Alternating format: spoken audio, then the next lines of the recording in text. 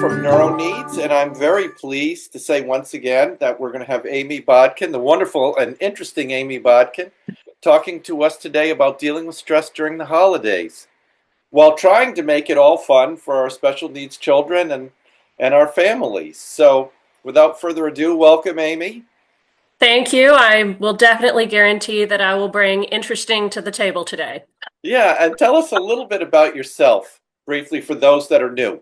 I am a former school psychologist. I consult worldwide with families because my thinking is, there's a lot of times we get waitlisted.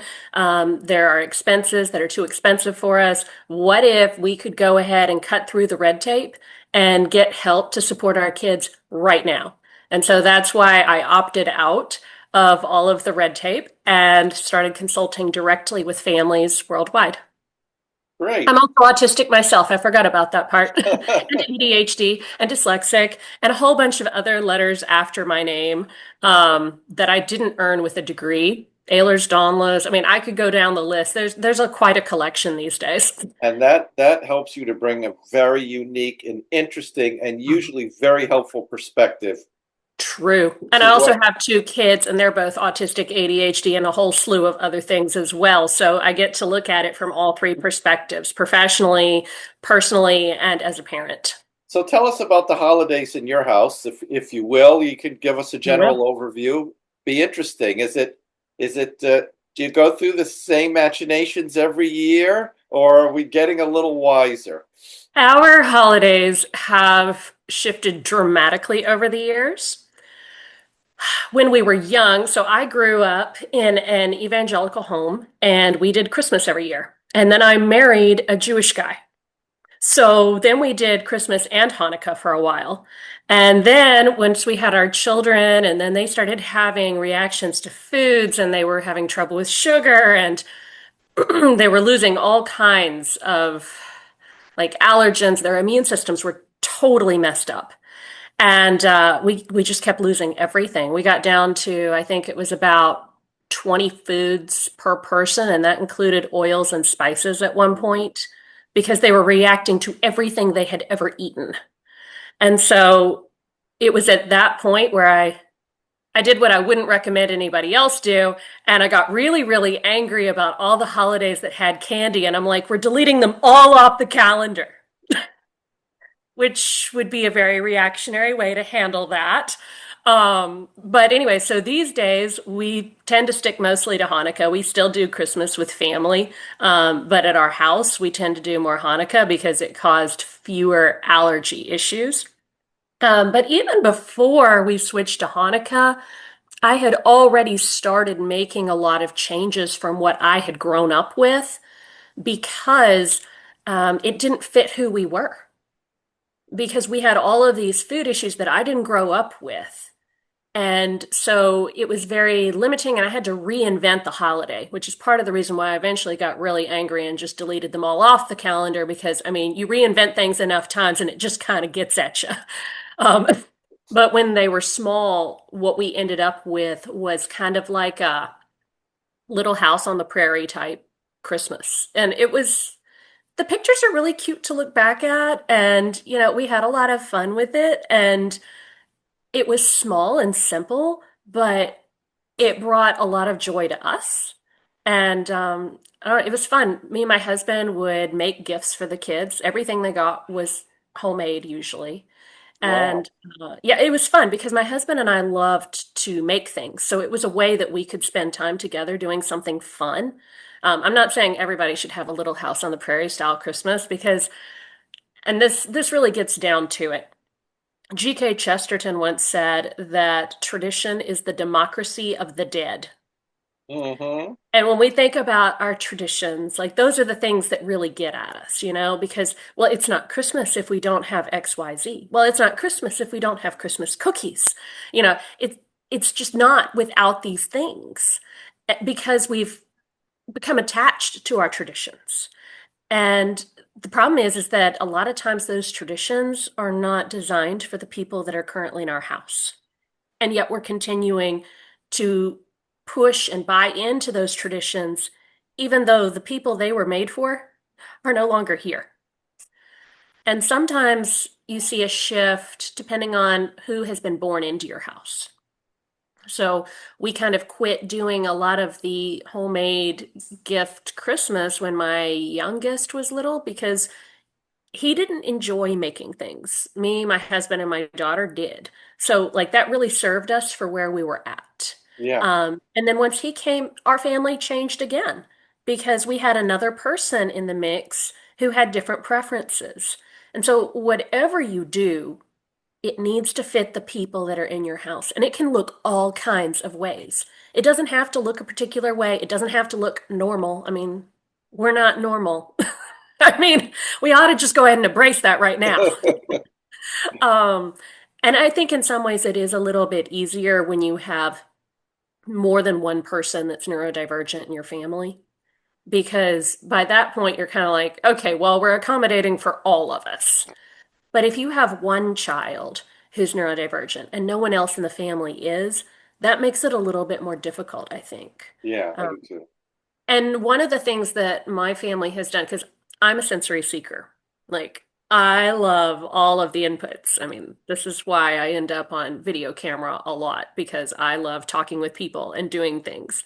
The rest of my family, not so much. Mm.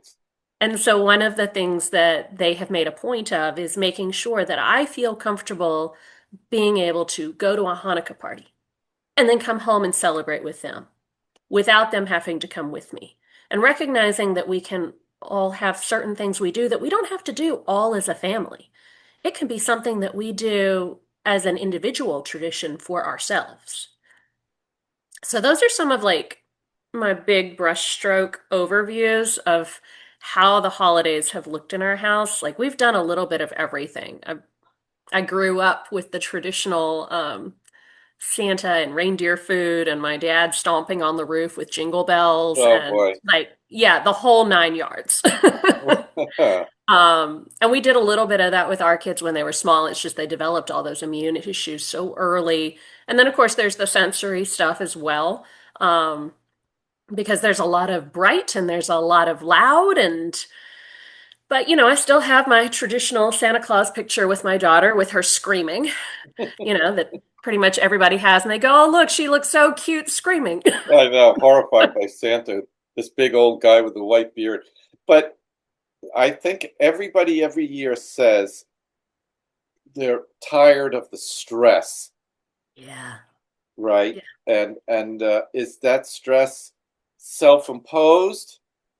Is it we just all want to make this the best time for our family?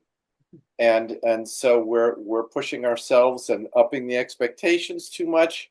How do we duck Yeah. that It, kind of from that kind of weight and let it get by us and really have what's supposed to be quality family time? Yeah, a lot of it is self-imposed. We put a lot of pressure on ourselves to create memorable holidays because we remember memorable holidays from when we were kids and we want to create that same magic. The problem is that the things that you found magical as a child are not going to be the same things your kids find magical. Yeah. And so trying to do all the things that you grew up with and then adding new things to it because, well, we can't just do what we used to do. We have to add extra things. I mean, when I was a kid, it was like get on the roof with the jingle bells and stomping around and all that kind of stuff. And now we've got Elf on the Shelf too. Yeah. So, I mean, we just keep adding and you can't keep Excuse me. adding traditions because you're going to go insane eventually. At some point, you have to look at what's important to us. What do we take joy in? What kind of a Christmas do we want to have? You know? I think that's Um, right. I think that question gets overlooked. oh, it does because we feel like we can't let go of things because we're afraid that we're going to ruin our child's Christmas, ruin their childhood. Well, I didn't get up on the roof with like jingle bells and stamping on the roof. So clearly I am failing as a parent. But the reality is that it doesn't matter because your child will find different things magical. And you have to go with what suits the people in your home. And that's especially true of your children. And I think a lot of times when we think about all of the stress of the holidays, we're thinking about all of the effort we put into trying to make it magical for our children. Yeah, exactly. And if that's what we're putting our effort into and that's what's stressing us, maybe we should try and figure out what they think is magical. Because, we're doing all these things because you're going to love this. This is great. And then they don't. And you're like, well, we're going to go look at Christmas lights. We're going to go see Santa Claus. We're going to go do all these things. But then they don't find it as magical and it ends up being stressful. And you're like, well, you know, there's something wrong with us because we're not finding it magical and all these other families have all these cute adorable pictures. And then there's also that whole like comparison thing that kind of Yeah. steals all your joy. Yeah. So it works better, honestly, if you think about, well, what would make a magical Christmas for our family? And then do that. Because if you do that, you're not really comparing yourself to anybody else because what you're doing is so far out of what everybody else is doing that it doesn't matter. Yeah, and maybe that's just having a discussion like what would be something fun to do together? Yeah. I mean, I would imagine like going outside at late at night and just running around and walking around the neighborhood and seeing who you see and just eating cookies and laughing and having a good time. Like there's not a rule to be followed out there. Everything's just free game. Would be a lot more fun because when it comes to gifts, kids, especially kids, get expectations, and Right. and right, and then you're going down that rat hole of having to get them exactly what they want, and if you don't, it's you don't care about them. You're not listening to them. You're cheap. You're this. You're that, Oh, and yeah. that's the real game going on here. Is the expectations game. It really is. And gifts definitely can be very difficult. I have a sibling who every single Christmas, it seemed like it was always like, okay, what are we returning this year? Because she was very difficult to buy for, and no one ever knew what to get her. But she liked being surprised, and then they'd get her stuff, and then she was unhappy with it, but she hadn't said so. And so it became a very stressful thing trying to get her gifts. And this is something that came up with my own kids once they got a little bit bigger. Yes, They were like, well, why don't we do a lot of gifts? Because we don't actually do gifts at Hanukkah, which is unusual. A lot of people do in the United States. But what we do is we get a big Lego set and we put it together over the entire 8 days. nice. So we opted out of gifts for Hanukkah as well. And they're like, well, everybody else gets lots of presents. Why don't we? And I said, well, here's the deal. When I was growing up, we got all of our presents for Christmas and our birthday. And then the rest of the year, we really didn't get anything. But we go to the store all the time. And if you want something, generally speaking, most of the time, if it's reasonable, we can go ahead and get that because we're not giving you large amounts of gifts for your birthday or Christmas. So, how would you prefer that to be done? Would you prefer to get gifts periodically throughout the year? Or would you rather have big gifts all revealed at once on 1 or 2 days of the year?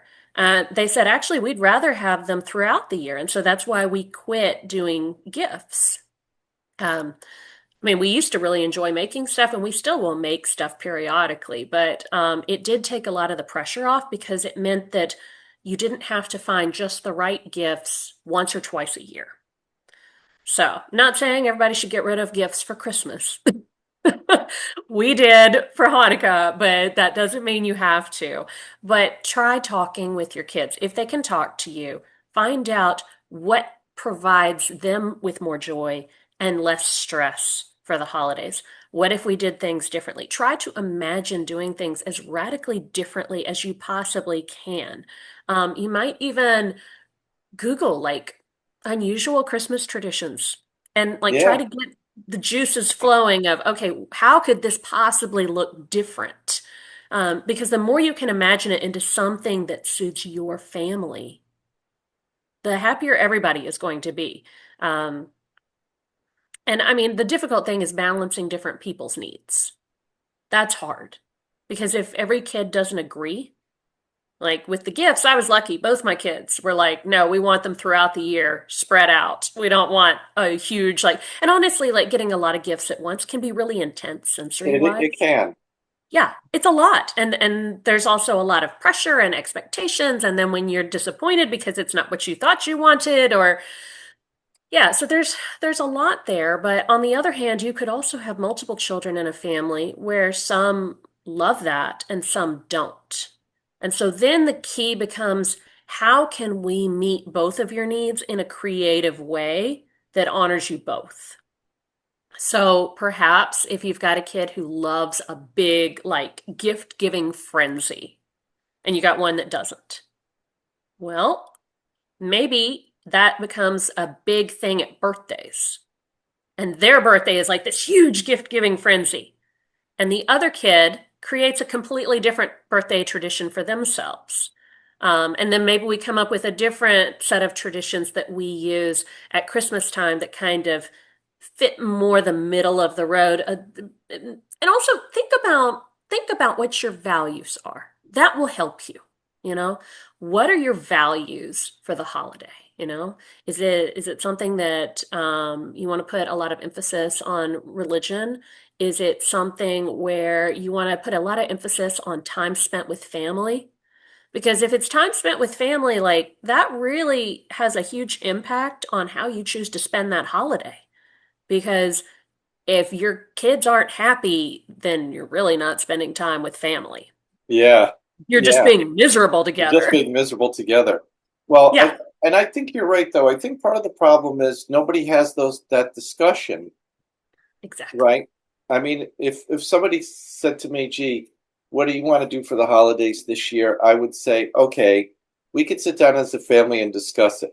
If we can't agree, Nick gets to decide this year, and Jess gets to decide next year, and Arden gets to decide. And Arden might say, we eat popcorn for dinner for the next 3 days.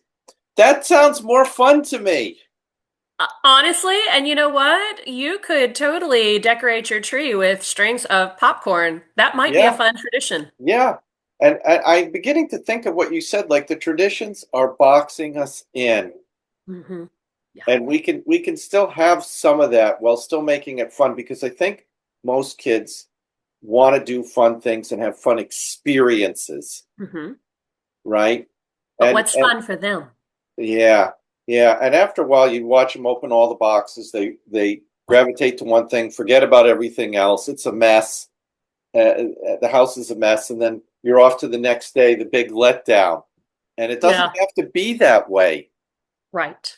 Right. And for some of us, having more even keeled holidays really helps because we don't end up having that up and down, the high and the low. You know, you kind of end up like you're waking up in the morning dragging, so you're pounding the coffee, and then you can't settle down in the evening, so then you're like, let me have some wine. And then we've got this yo-yo effect instead of something that's nice and even keeled, you know? And for some of us that are particularly susceptible to that up and down, we really need that even keel. And that's what brings us joy in our holiday is not feeling like we constantly have to recover from our coffee. Exactly. Counteract our energy level with a glass of wine. Like we'd like to Exactly. be stable. Try So, to try to make it. I mean, we're supposed to be home away from work, which is supposed to be the cause of our stress. And our home is supposed to be kind of like our sanctuary. And all the more people during the holidays are starting to say, like, this is getting to be a bit too much. and a lot of it is the traditions we choose. Personally, I love traditions. I'm a huge fan of traditions, but I've also learned that you can't keep them all, and you have to choose the ones that are the most meaningful to you and the people in your home. Um, I love traditions because I love the consistency, and a lot of us that are autistic love consistency because it's very dependable. Yeah. But is the consistency we have serving us as a whole family, or is it also contributing to the chaos? Yeah. I mean, I think for me, the common theme that I'm getting out of this is you can still have some tradition, but just go with your instincts and what you're feeling will make you happy Yeah. and what you really want to do. and whatever that might be, and have that discussion with your family. Like, I'm thinking this year we may just want to eat buttered popcorn for dinner, and right, put silly string on the Christmas tree with a right with a star on top. I And I think that know, sounds great. It's so much faster. yeah, and it's so much more interesting, and nobody else will have a tree like that, right? And there's Yeah. this certain amount of freedom that comes with saying, I'm just what's bringing me joy is being able to do what I feel like doing. Yeah. I know a family who has two autistic children, and they, for a while, had a holiday tree. They'd put the tree up at Christmas and just didn't want to take it down, so they just redecorated it every holiday. I mean, Yeah, and one of the problems with holidays is having to get all the stuff out and then put it all back up. And so they just decided to leave it out. yeah. Nothing So wrong. I like what I'm hearing, which is a lot of the stress is trying to create a little too hard the moments rather than go with what you're feeling. What where I might be this year might be totally different from next year. Oh yeah, and it can definitely shift over time. And that is perfectly okay. I mean, I told you we started out with a more traditional Christmas, then we moved to a little house on the prairie Christmas, then we ended up doing just Hanukkah. I mean, we've definitely like swung wildly, but it's dependent on what's going on in our house with the people in our house. And, you know, we had major immune issues for a while there. And that had a huge impact on what served us. And I'm wondering if special key needs kids particularly feel the stress during Mm. the holiday season The of change, yeah, and the traditions and trying sensory. to get things a certain way, and Mhm. if they really might find more joy in complete freedom. Other thing I would think about is consider extended family. Because if extended family isn't willing to accommodate at all for new people who have come into your home, maybe it'd be better not to go see extended family over the holiday. Yeah, See them at a different time of year when you can focus on just seeing them and tell them that, we want to spend this holiday together as a family, keeping it slow so that the kids can really enjoy it. But we want to see y'all too, so we'll pick another time to see y'all when we can focus on just seeing y'all. yeah. I remember when you raised this point about your kids with not wanting to go to school, and you're like, okay, then we'll homeschool for a while, and they're like, really? And and that was empowering in so Hmm. many ways. Yeah. Yeah. We And can do whatever we want. that's Turns right. out we're And adults now. We can do what we want. and So we maybe can listen to our kids. yeah, maybe that's the answer here in the holidays. We can do whatever we want. Yeah, we can. We actually can, and we should. Yes, absolutely. And it can be so much fun. I mean, there's so many different ways of doing holidays. There's a fantastic book called, I think it's called Christmas in America, History of Christmas in America. And it is a wonderful read. It is so fascinating to see where all of the traditions and holiday things that we experience came from. And you may find something that we don't do as much anymore that you might want to bring back in. I know some people do St. Nicholas shoes. There's a lot of different traditions out there. And going through and learning more about where some of these traditions came from may help you figure out what do we want to do. Yeah, I think following your advice next year, I'm going to have a discussion with my family. Let's create some of our own traditions. Everybody can contribute things that they think would be fun to make it more our own and to Yeah. make it more joyful Yeah. instead of just following the calendar. Yeah, like what would serve our family as a whole? You want to think about the individual needs, but also like, okay, but if you were to pick traditions that would suit the kind of people we are as a family, what would that look like? Like, And my family one would of be the, eating sweets all the time, you know. that's not a problem It would be unless watching you have allergies. our favorite TV shows, probably, staying up later, going to bed earlier, just not doing what we always do, breaking out of the mold. Yeah, absolutely. And that's totally fine.